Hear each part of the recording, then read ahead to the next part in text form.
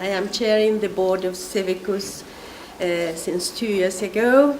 I have been a board member for 5 or 6 years and a member of Civicus since the very beginning. So Civicus in my life, it's a sort of addiction already.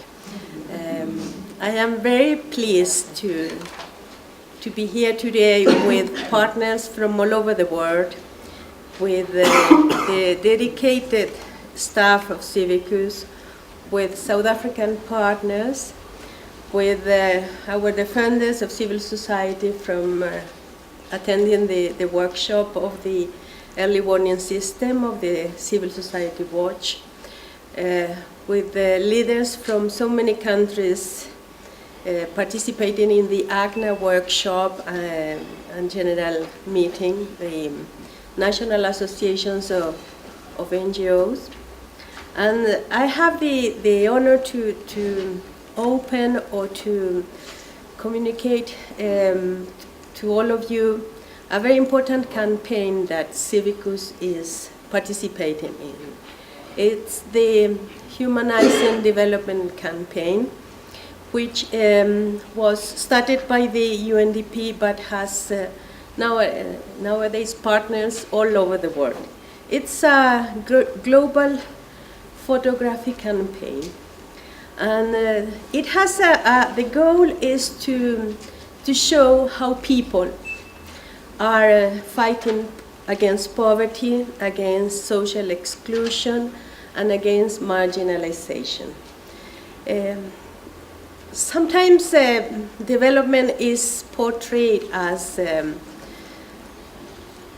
with very sad images, or development is portrayed as richness, as fancy buildings, and that is not the view of development that Civicus has. The view of development of Civicus is shown in these pictures, and you see which is the common thing in all these pictures. It's people. It's people fighting for their own rights. It's people fighting against poverty. It's people defending their own spaces. It's human development. The Human Development Report, it's going to turn 20 years next year. And I still remember when I read, and I have not reached the age when I forget things so easily. So I still remember when I read the Human Development Reports for the first time 20 years ago. It was really a milestone. And I think it came in a moment, it couldn't have appeared earlier than that, because the democratization processes around the world were in a very important moment at that moment. The wall had fallen just the year before.